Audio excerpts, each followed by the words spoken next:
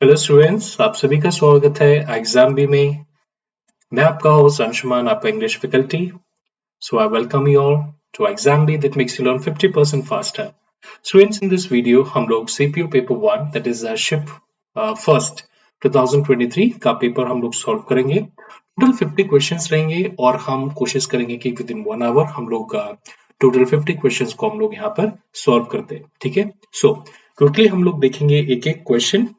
सो पहला क्वेश्चन आपकी स्क्रीन पर रहा। This is regarding the incorrectly spelled word. तो इसमें से कौन सा वो वर्ड है जो इनकरेक्टली स्पेल्ड वर्ड है? बहुत आसान है, बहुत ही इजी वर्ड्स हैं। ठीक है, ऐसे वर्ड्स हैं जो बहुत कॉमनली हम लोग यूज करते हैं और इनकी स्पेलिंग जो है वो भी बहुत आसान है। करेक्ट वर्ड आपका है फोर्थ, यानी करेक्ट ऑप्शन आपका फोर्थ है, बिकॉज इसकी स्पेलिंग जो है वो रॉन्ग है। एक्चुअली सिंगल एस की जगह यहां पर हम लोग प्लेस करते हैं double S. So this is the spelling. So correct spelling should B ASSASSINETE, right? Double S instead of single S. इस क्वेश्चन हम देखेंगे, हमें पूछा गया है एक ईडियम और इसका हमें एक अप्रोप्रिएट मीनिंग बताना है। So bend over backwards, right? If you bend over backwards उसका क्या मतलब होता है? ठीक है, देखिए, उसका मतलब होता है that you are trying hard to impress someone. ठीक है, अगर आप पीछे को झुकते हैं, सो इट इज समथिंग जो हर कोई नहीं करता, राइट? या हम आमतौर पर नहीं करते, तो वो कहीं ना कहीं एक एफर्ट दिखाता है that you are trying to impress someone, है ना? आप कुछ ऐसा करने की कोशिश कर रहे हैं जो बाकियों से कुछ अलग है, राइट? नेक्स्ट हम लोग देखेंगे इनकरेक्टली स्पेल्ड वर्ड, हमें यहाँ पर ढूंढना है again, right? So underline words आपके पास हैं blatant, disregard, advisory and violation. Correct option आपका होगा blatant, right? Because instead of A हमें यहाँ पर लगाना है A, so the correct spelling should be BLATANT, right? Question fourth हम देखेंगे, यहाँ पर आपको एरर फाइंड आउट करना है। सो The dancers swayed dainty on the stage last night. देखिए, एरर आपका एक्चुअली है इस वाले वर्ड में, यानी करेक्ट ऑप्शन आपका रहेगा fourth, right? Instead of dainty it should be actually daintily, right? Why? क्योंकि देखिए, स्वेट का क्या मतलब होता है? स्वेट का बेसिकली मतलब होता है मूव करना, राइट? आगे पीछे मूव करना। तो जैसे डांस आप करते हैं तो आप मूव करते हैं ना, तो स्वेट ये एक वर्ब है। इसके आगे आपको चाहिए एक एडवर्ब जो बताएगा कि वो वर्ब कैसे हुआ, है ना? यानी which will qualify that verb और विच विल एक्चुअली डिस्क्राइब और modify the meaning of the verb. लेकिन डेंटी आपका एक एडजेक्टिव होता है, राइट? तो एडजेक्टिव हम लोग किसी नाउन या प्रोनाउंस के साथ लगाते हैं, ना कि वर्ब के साथ। वर्ब के साथ हम लोग प्लेस करते हैं एडवर्ब, राइट? सो हम लोग लगाएंगे डेंटली इंस्टेड ऑफ डेंटी, बिकॉज डेंटली का क्या मतलब होता है? डेंटली का मतलब होता है एक खूबसूरत वे में, ठीक है? या एक कोई जो छोटी सी चीज है, एक स्मॉल मूवमेंट, राइट?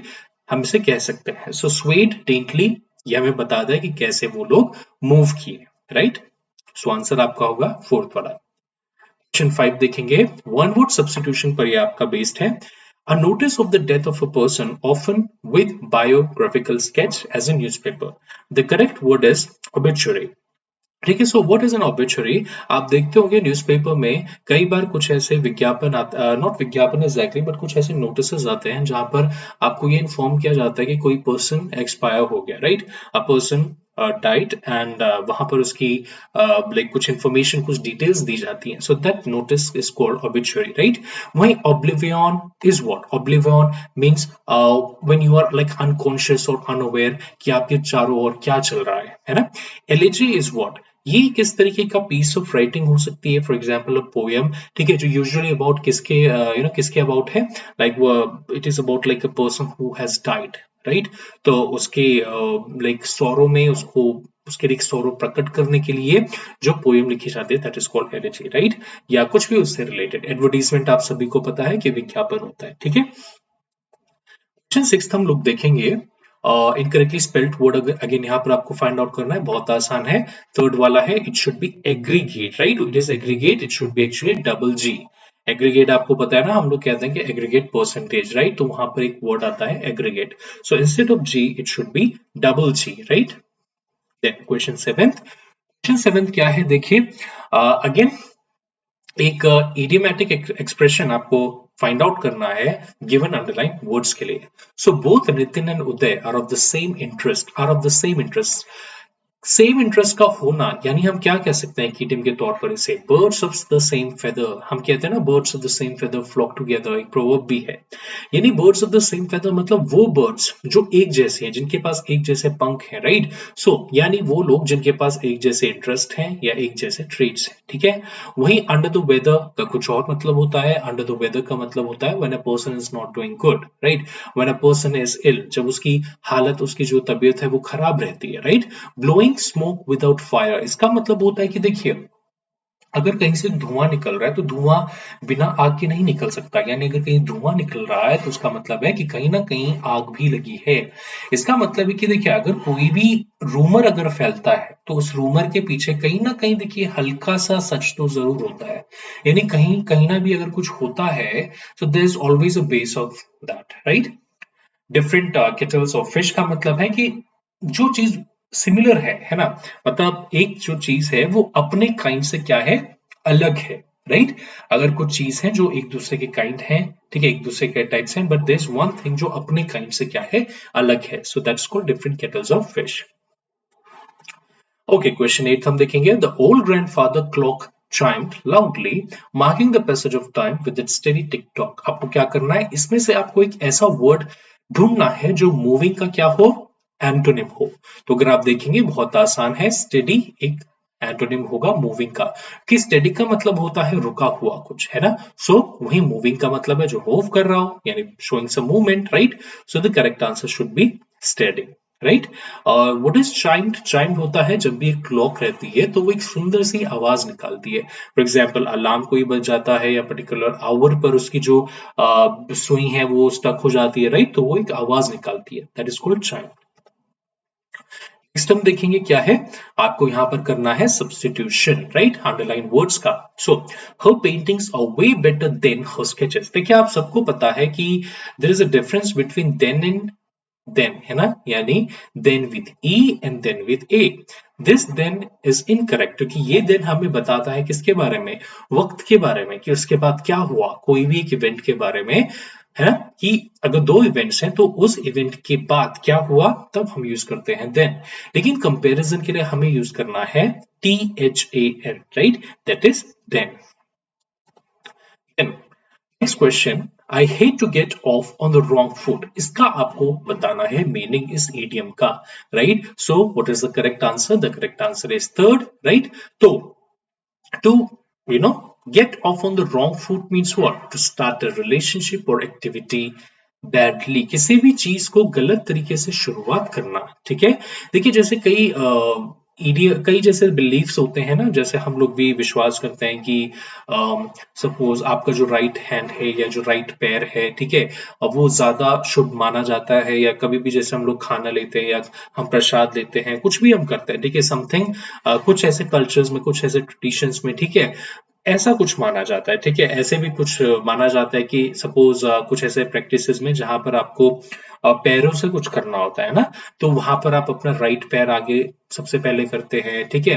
तो based on these certain traditions, ठीक है, जो आपके इडियम्स होते हैं कई बार बेस्ड होते हैं, right. So to get off on the wrong foot means क्या आप कुछ भी शुरुआत, चाहे वो रिलेशनशिप हो या चाहे वो कोई भी एक एक्टिविटी हो, वो गलत तरीके से आप कर रही हैं, ठीक है. तो आंसर आपका होगा थर्ड. नेक्स्ट हम देखेंगे. ओके, तो यहां पर आपको ढूंढना है एक अच्छा फ्रेजल वर्ब, एक करेक्ट फ्रेजल वर्ब जो इस ब्लैंक को यहां पर फिल कर सके. So Arunima dash a lot during her vacation time. So what does Arunima do a lot during her vacation time? So the correct answer should be gets about. Gets about का यहाँ पर मतलब है to go around, to move around, right, to travel, है ना. तो कहा जा रहा है कि जो अरुणिमा है वो अपने वेकेशन के टाइम पे बहुत ज्यादा घूमती हैं, राइट. वहीं बाकी जो फ्रेजल वर्ब है जैसे आपका गेट्स ऑन है, तो what do you mean by gets on. Gets on का मतलब होता है एक पर्सन का परफॉर्मेंस या फ्रेंडली रिलेशनशिप किसी के साथ, राइट. वहीं गेट्स आफ्टर मतलब होता है अगर कोई चीज आपके पीछे पड़ जाती है, आपको चेस कर रही है, राइट. एंड वहीं गेट अलोंग का मतलब होता है to be in friendly terms, right. ठीक है. नेक्स्ट हम देखेंगे question 12. The best of both worlds, इस इडियम का आपको मतलब बताना है। The correct answer is second, an ideal situation. देखिए अगर दो दुनिया है, दो वर्ल्ड्स हैं और उन दोनों वर्ल्ड्स में से आपको दोनों वर्ल्ड्स की बहुत अच्छी अच्छी चीजें आपको मिली हैं, तो उसका मतलब क्या है? देखिए एक ऐसी सिचुएशन जो रियलिस्टिक नहीं हो सकती, एक आइडियल सिचुएशन है ना, बहुत ज्यादा अच्छी सिचुएशन है। क्योंकि देखिए कहीं ना कहीं आपको कुछ गलत भी मिल सकता है, कुछ आपको इनअप्रोप्रिएट भी मिल सकता है ना, दोनों चीजों से, दोनों दुनिया से, ठीक है, सीरियम के अकॉर्डिंग आपको अच्छा नहीं मिल सकता, right. So the best of both world's का मतलब एक आइडियल सिचुएशन, ठीक है। क्वेश्चन 13 हम देखेंगे। So how did you become interested in learning the art of producing beautiful handwriting? तो यहाँ पर आपको वर्ड वन वर्ड सब्स्टिट्यूशन पर ये क्वेश्चन बेस्ड है। सो क्या आपका आंसर होगा कैलीग्राफी? ये बहुत ही आसान सा क्वेश्चन है, सबको पता है व्हाट इज कैलीग्राफी, है ना। लिखने की जो एक कला होती है, अ गुड हैंडराइटिंग, जहां पर different forms of arts, different arts of writing को, है ना, हैंडराइटिंग को यूज किया जाता है, दैट इज कॉल्ड कैलीग्राफी। वहीं आपको पता है कि ग्राफोलॉजी क्या होता है, study of graphs. Demography is what? Study of human population, right? Or statistics of human population. And lexicography is related to the compilation of dictionaries. ठीक है? Okay. 14th हम देखेंगे, आपको फाइंड आउट करना है सिनोनिम किसका? हैपहैज़र्ड का। सो haphazard एक ऐसी सिचुएशन होती है जब आप बिल्कुल अनऑर्गेनाइज्ड हैं, कोई भी चीज आप बहुत क्या कर रहे हैं, रैंडम तरीके से कर रहे हैं, राइट। वहीं बाकी अगर आप ऑप्शन देखेंगे, सोशिएबल, एग्रेसिव, कॉन्फिडेंट, इन सब के मीनिंग आपको बहुत पता, ये बहुत आसान है और आपको जरूर पता है ना। ठीक है, नेक्स्ट हमें क्या फाइंड आउट करना है? देखिए एरर हमें फाइंड आउट करना है। We feed the horse oats for a week because it had eaten all the hay. देखिए यहां पर एक्चुअली हमें क्या करना है, फीड की जगह हम करेंगे फेड, है ना। यानी हम इसे सिंपल पास्ट बनाएंगे, क्यों? क्योंकि अगर आप आगे देखें तो आगे ये बात हो रही है किसके बारे में? पास्ट परफेक्ट का इस्तेमाल हो रहा है, यानी सेंटेंस एक्चुअली है पास्ट में, है ना। और अगर आप ये वाला पार्ट भी पढ़े तो आपको लगेगा कि ये सिंपल प्रेजेंट नहीं होना चाहिए, ठीक है। कि सेंटेंस कह रहा है कि देखिए हमने घोड़े को ओट्स खिलाए 1 हफ्ते तक, ठीक है। क्योंकि उसने पूरा टाइम क्या किया था, उसने सारे जो हे थे वो खा लिया था, है ना। इसीलिए हमने उसे 1 हफ्ते तक ओट्स खिलाया। तो समझ में आ रहा है कि हाँ भी पास्ट के बारे में बात हो रही है, उसका कोई एक रूटीन नहीं, हम बता रहे हैं कि देखिए हम उसे 1 हफ्ते तक क्या खिलाते हैं, ओट्स खिलाते हैं, राइट। इसीलिए आप सिंपल प्रेजेंट की जगह सिंपल पास्ट करेंगे, राइट। एक इस वजह से और दूसरा इस वजह से क्योंकि आगे आप देखिए आगे यूज हुआ है पास्ट परफेक्ट, सेंटेंस पूरा होना चाहिए पास्ट में, right. So answer should B option third, ठीक है। अगला क्वेश्चन हम लोग देखेंगे। यहां पर आपको अगेन एरर फाइंड आउट करना है। They will not attend the event as they are going away at end of April, ठीक है। तो यहां पर देखिए इसका आंसर क्या होना चाहिए? देखिए यहां पर क्या है, they will not attend the event as they are going away at end of April. यहां पर अगर आप इस क्वेश्चन को पढ़ेंगे, है ना, तो ये वाला पार्ट आप देखिए, they will eight the end of April, यहां पर ये चीज आपका है। अब इस अकॉर्ड इसके इस क्वेश्चन के अकॉर्डिंग क्या है कि देखिए at end of April, at हम कब लगाते हैं actually, at end and in end, ये दोनों चीजें हमें यहाँ पे देखनी है, राइट। सो इन एंड यहां पर एक्चुअली आना चाहिए, क्योंकि जब हम बात कर रहे हैं एक टाइम पीरियड के बारे में, वहीं एट एंड हम यूज करते हैं किसी भी पोजीशन के लिए। फॉर एग्जांपल अगर मैं कहूं कि देखिए वो कोई एक चैप्टर है, वो या कोई भी नोटिस है जो देखिए बुक के बिल्कुल पीछे है, तो मैं बोलूंगा कि it is at the end of the chapter और it is at the end of the book, right. But in end आप यूज करेंगे यूजुअली किस चीज के लिए, टाइम पीरियड के लिए, right. Okay, so then question 17 हम लोग देखेंगे। Miss Scarlett was indifferent to pain and pleasure, she never complained। तो कोई भी एक ऐसा व्यक्ति जो indifferent है पेन और प्लेजर के लिए, ठीक है, ऐसे व्यक्ति को आप क्या कहेंगे? ऐसे व्यक्ति को आप कहते हैं स्टोइक। यानी स्टोइक यानी एक ऐसा व्यक्ति जो दुख और सुख में बिल्कुल एक समान स्थिति में होता है, ना तो वो ज्यादा पेन एक्सपीरियंस करता है, ना वो ज्यादा प्लेजर एक्सपीरियंस करता है, ठीक है। वर्सेटाइल आपको पता है, जो both like you know person who is in both type, जो कोई भी लाइक हम कह सकते हैं कि डायनामिक है, जो कांस्टेंट नहीं है, कोई भी वो रोल प्ले कर सकता है। हिपोक्रेट आपको पता है कि अ पर्सन मे से something but he may do something else, है ना। या क्या नहीं, इसका बेसिकली मतलब है कि कहना कुछ और बट करना कुछ और, राइट। एमेच्योर का मीनिंग क्या होता है? Like you can say someone जो प्रोफेशनल नहीं है, राइट, या समवन जो इनकम्पिटेंट है, ठीक है। कोई भी किसी भी एक एक्टिविटी के लिए। ओके, क्वेश्चन 18 हम देखेंगे। यहाँ पर देखिए क्या लिखा है कि you are preparing a speech for the upcoming function, है ना। Select a synonym for the highlighted word to make it better.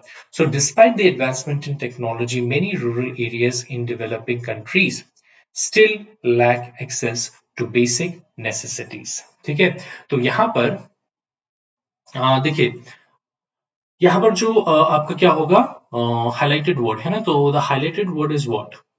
ठीक है, रूरल एरियाज, है ना।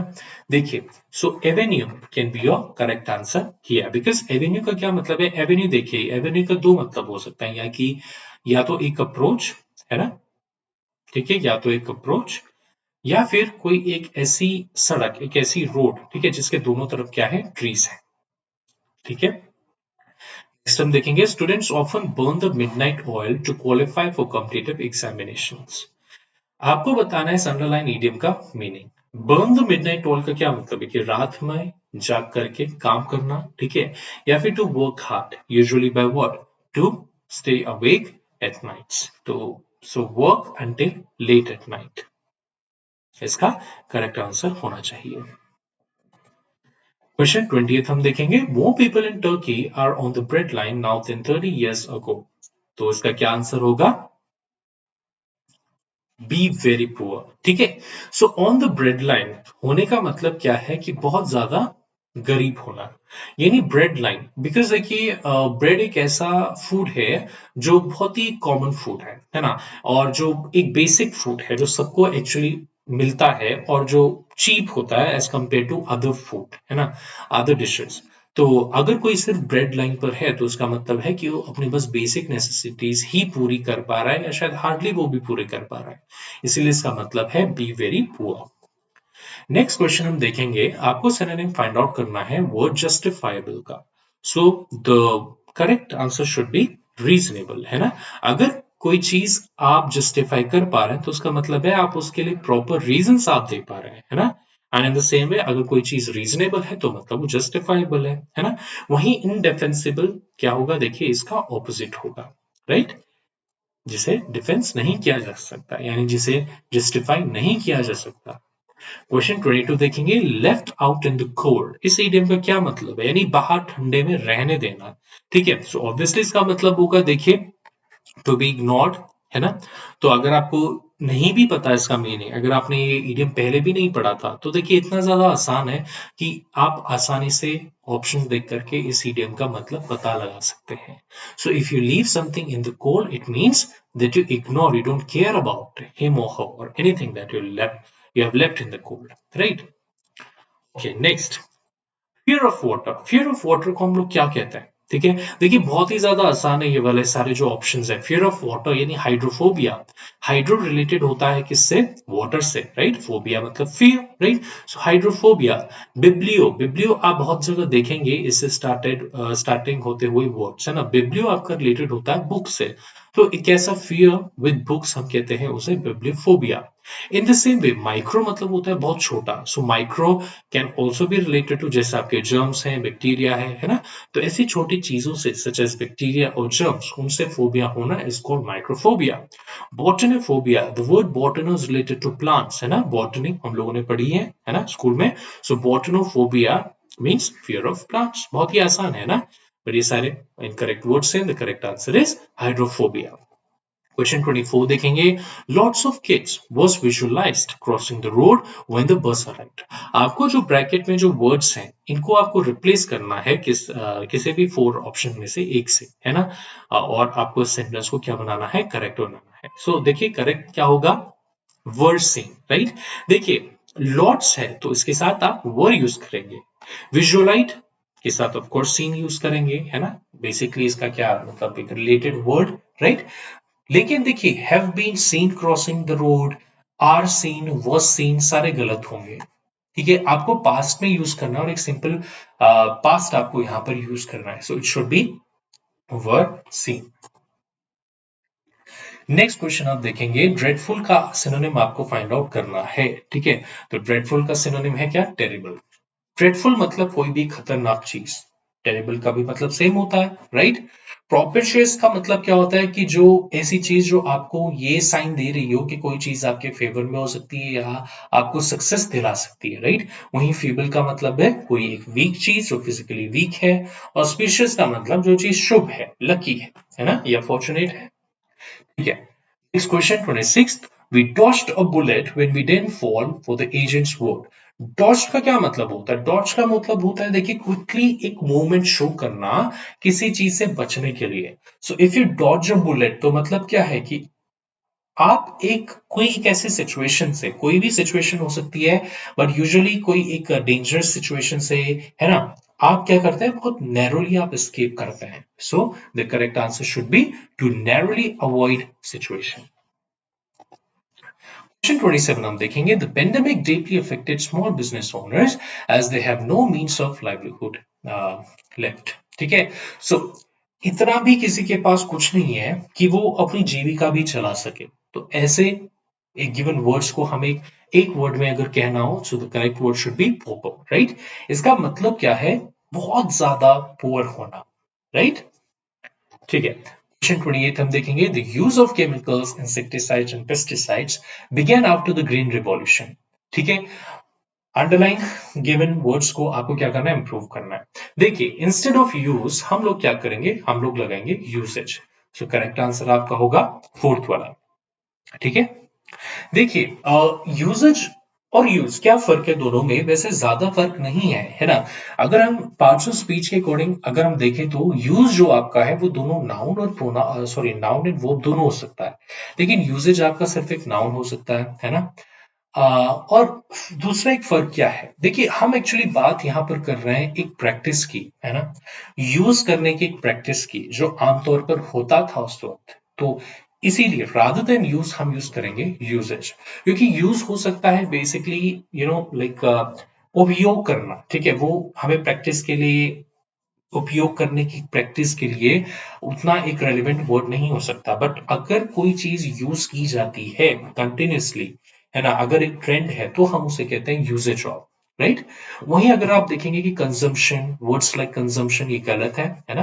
कंजम्पशन, केमिकल्स, इंसेक्टिसाइड्स, पेस्टिसाइड्स, ठीक है, इनके लिए कंजम्पशन जो वर्ड है वो यूज करना गलत रहेगा।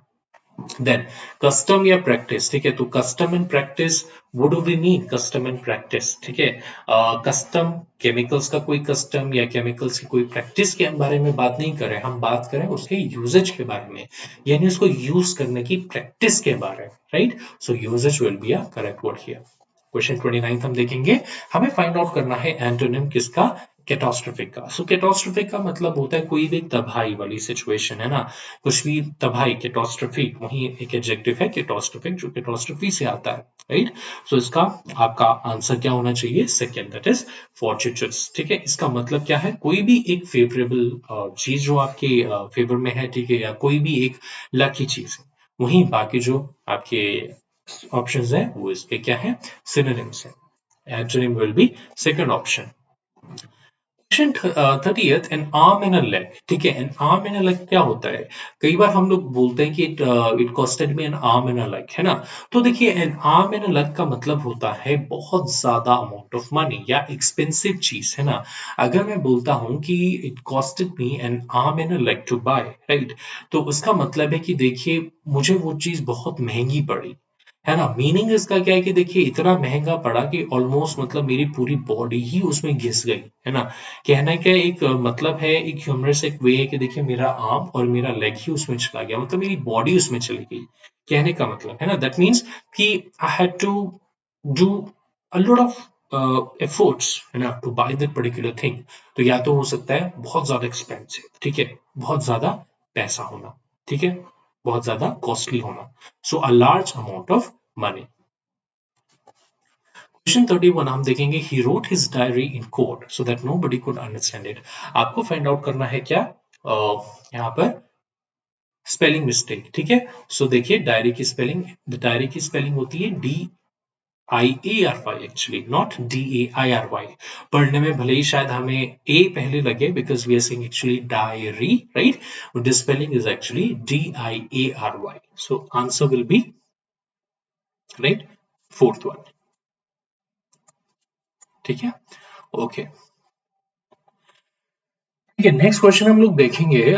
The negligent attitude of the cops was criticised. Antonym आपको फाइंड आउट करना है किसका, नेग्लिजेंट का, जो हाइलाइटेड वर्ड है। नेग्लिजेंट मतलब इग्नोरेंट, है ना, जिसको आप कुछ ज्यादा अटेंशन नहीं देते, ज्यादा इंपॉर्टेंस नहीं देते।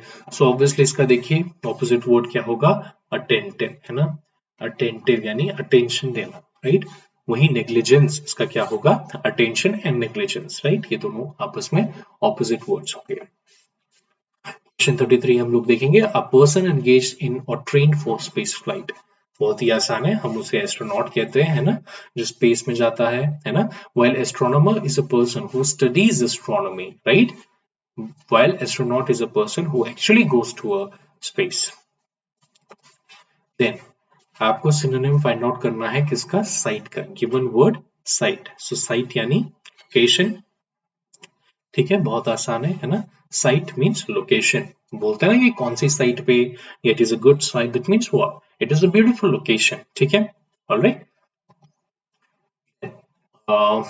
इनकरेक्टली स्पेल्ड वर्ड आपको यहाँ पर फाइंड आउट करना है, राइट। सो इनकरेक्टली स्पेल्ड वर्ड देखिए बहुत आसान है, कंपैरिजन। कंपैरिजन अगर आप देखें तो एस आई को आपको स्वैप करना है, it should B comparison, ISON, right, comparison. Next हम देखेंगे, she will have participate in the dance competition by the time her father returns from the tour. She will have participated, है ना। देखिए future perfect है ये, future perfect, right. तो future perfect tense के साथ हैव के साथ आपको चाहिए होता है वर्ब का थर्ड फॉर्म, तो डी हमें यहां पर लगाना है। We need to make it participated to make it correct, so answer आपका होगा सेकेंड वाला। नेक्स्ट हम देखेंगे, वर्किंग और operating quickly and effectively in an organized way. तो अब इसे क्या कहते हैं, बहुत आसान है, देखिए एफिशिएंट, है ना। तो एफिशिएंट होने का क्या मतलब है, या एफिशिएंसी का क्या मतलब है, व्हेन यू वर्क इफेक्टिवली, जब आप ऑर्गेनाइज तरीके से काम करते हैं, अच्छे तरीके से काम करते हैं, लगन के साथ काम करते हैं, सो दैट जो आपका क्या है वर्क है वो बहुत ज्यादा उसमें वो इफेक्टिव हो, ठीक है, और सक्सेसफुल हो, आप कहेंगे एफिशिएंट अपने आप को, राइट, ओके।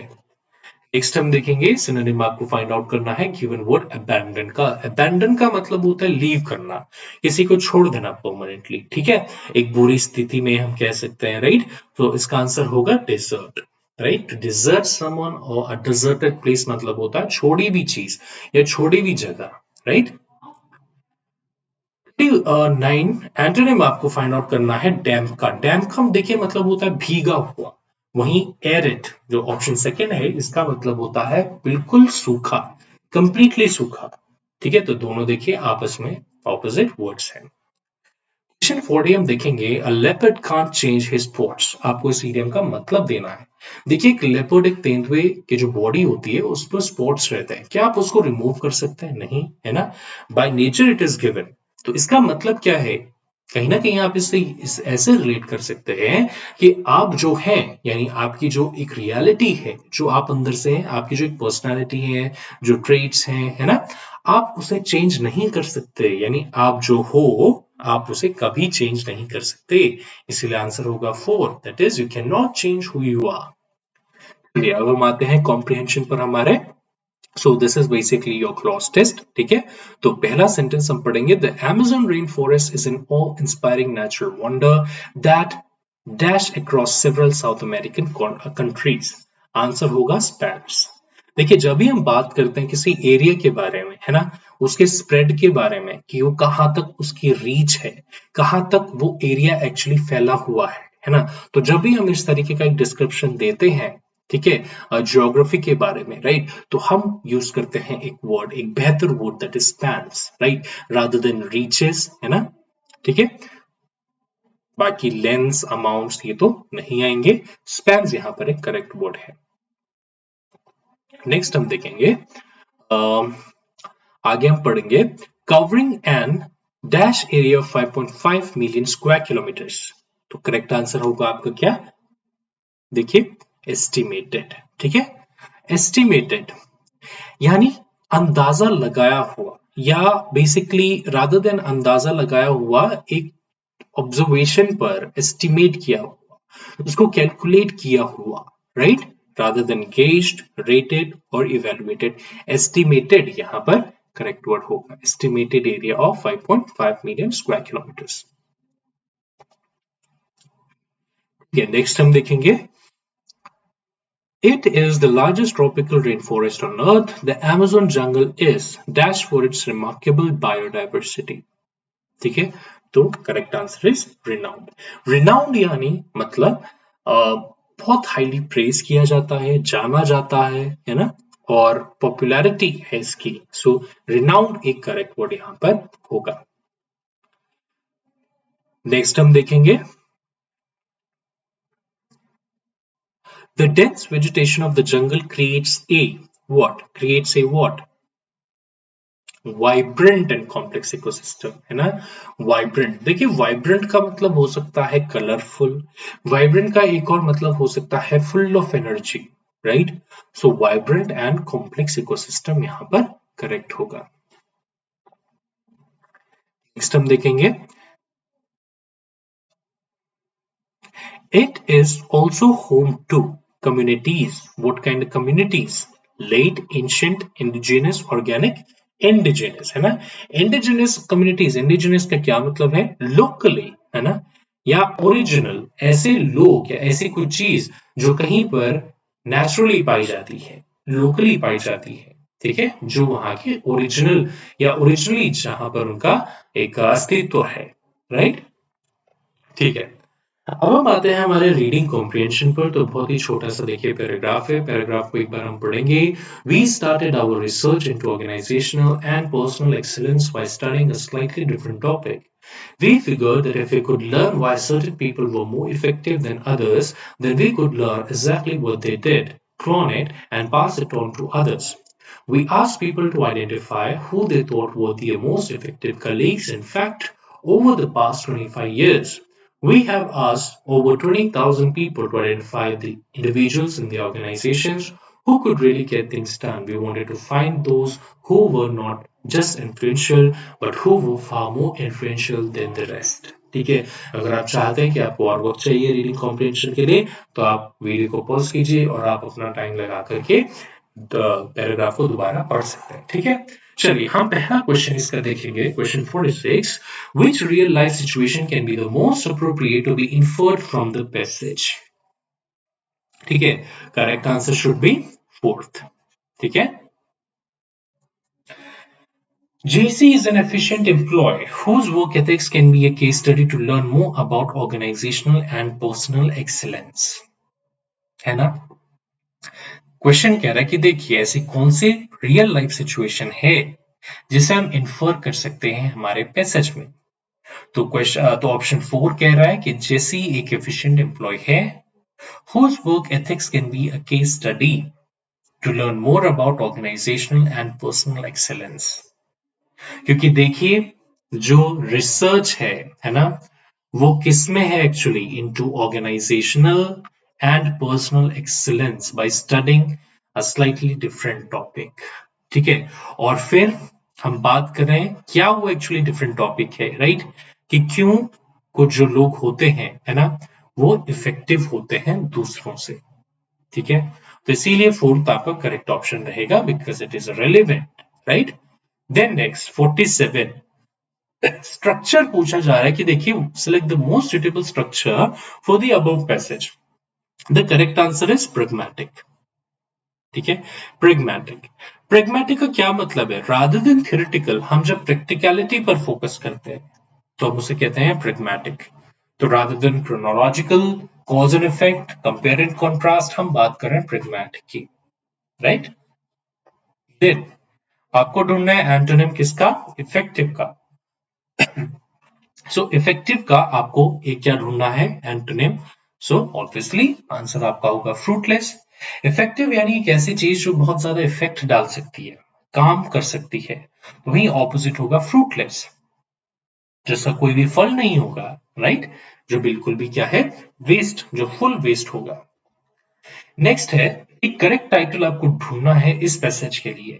करेक्ट टाइटल क्या हो सकता है? देखिए, research grants and organizations, learn loan and pass, most effective colleagues and different topics. So अगर आप पैराग्राफ दोबारा से पढ़ें तो क्या था एक्चुअली एक मोटिव कि कुछ लोग राइट क्यों ज्यादा इफेक्टिव होते हैं, तो आंसर आपका होगा मोस्ट इफेक्टिव कलीग्स।